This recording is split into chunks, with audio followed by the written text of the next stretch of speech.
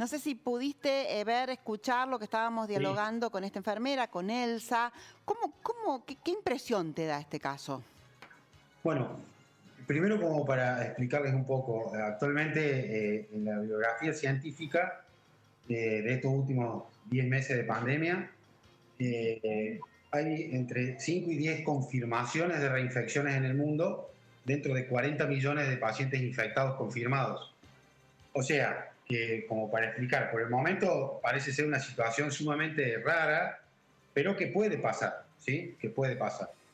En estos pacientes donde se diagnosticó la enfermedad y que luego de varios meses se volvió a confirmar una infección por coronavirus, lo que se pudo determinar es que el virus tenía algunas diferencias genéticas. O sea que para confirmar una enfermedad, una reinfección, se debe hacer un estudio molecular del virus y determinar que no sea el que apareció primero, sino que sea diferente genéticamente, ¿sí? Eso por un lado. Segundo, de estos pacientes que yo te contaba, de que se reinfectaron en el mundo, algunos pacientes hicieron enfermedades más leves y otros pacientes hicieron enfermedad más severa en la segunda oportunidad. O sea que eso es bastante variable. Y lo otro interesante es que vos ahí justo le preguntabas a Vanina algo importante, si esta persona le habían hecho anticuerpos. Los anticuerpos que nosotros hacemos, que actualmente tenemos los test serológicos, marcan anticuerpos que son contra la cápsula del virus, ¿sí? Pero los verdaderos anticuerpos, que son los neutralizantes y que ayudan al organismo a no reinfectarse, no se pueden medir porque son muy difíciles de medir y solo se hacen en el plasma de convalecientes que se les pasan a los pacientes que son positivos y que están graves, que son los que se llaman anticuerpos anti-espiga y que son anticuerpos realmente neutralizantes del virus, ¿sí? Bien.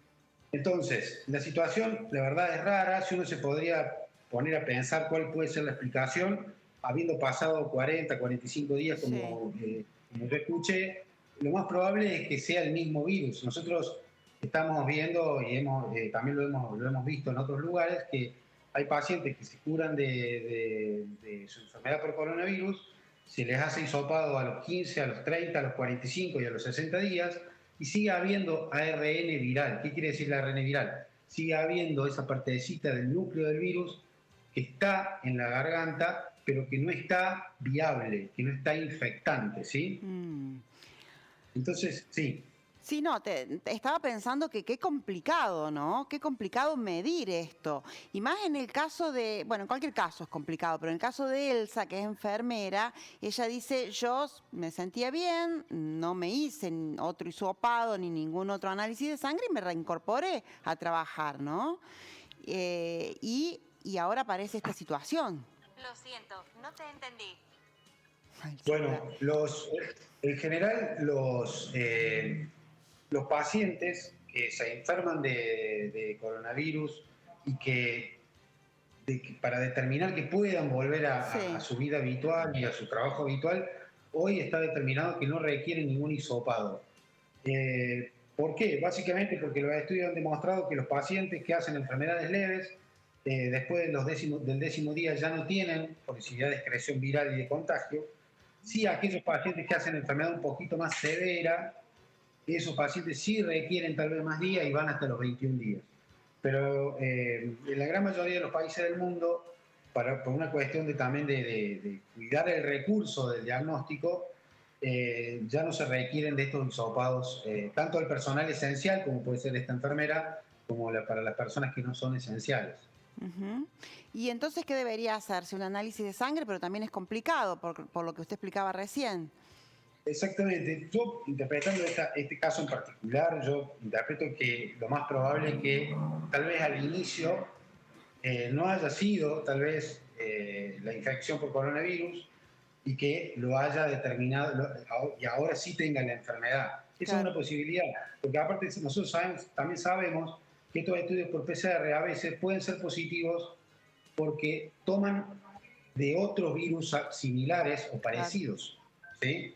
O otros beta coronavirus que pueden estar dando vuelta. Entonces, el diagnóstico ayuda, obviamente que los métodos diagnósticos que tenemos ahora son mejores que en marzo cuando empezó la pandemia, pero también tienen sus errores. tienen su sensibilidad, su especificidad, entonces muchas veces uno se acompaña más de la clínica, que eso sigue siendo algo muy importante en medicina, no hay que dejar de darle importancia a lo que es la clínica, porque muchas veces lo que nos termina acomodando y dando las pautas de cómo tenemos que proceder con los Bien. pacientes. Entonces, para sintetizar, Lucas, es bien extraño, raro los casos de reinfección, ¿no? Por las estadísticas que se manejan hasta ahora. Lo que sí puede ocurrir es que a través de los instrumentos de medición puedan fallar un hisopado y que dé positivo y sea un falso positivo. Eso por un lado. Y por el otro, también, no sé qué me dirá usted de acuerdo con la observación, uno por lo que escucha, es que ahora está como habiendo periodos más largos de la enfermedad, que a la gente le cuesta más recuperarse. Sí, eso puede ser. Digamos, hay personas que tienen una recuperación muy rápida, que son la mayoría de los pacientes, Sí, que tienen ¿viste? Enfermedades casi oligosintomáticas, le decimos nosotros, o pacientes que hacen enfermedades un poquito más severas, que les cuesta un poco más recuperarse.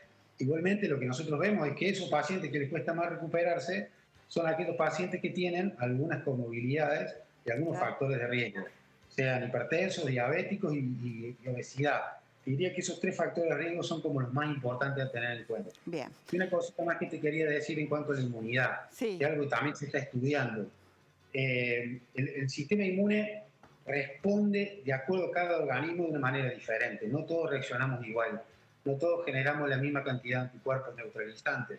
Por eso cuando nosotros usamos el plasma en los pacientes convalecientes que necesitan el plasma para mejorar, la titulación de anticuerpos no es la misma en todos, porque no todos generamos los mismos anticuerpos. Entonces, claro. en ese sentido, es importante entender que también hay una variabilidad entre cada individuo. Bien, bien. Bueno, doctor, muchísimas gracias por su tiempo y por esta Por explicación. favor, un abrazo grande. Hasta luego. Hasta luego.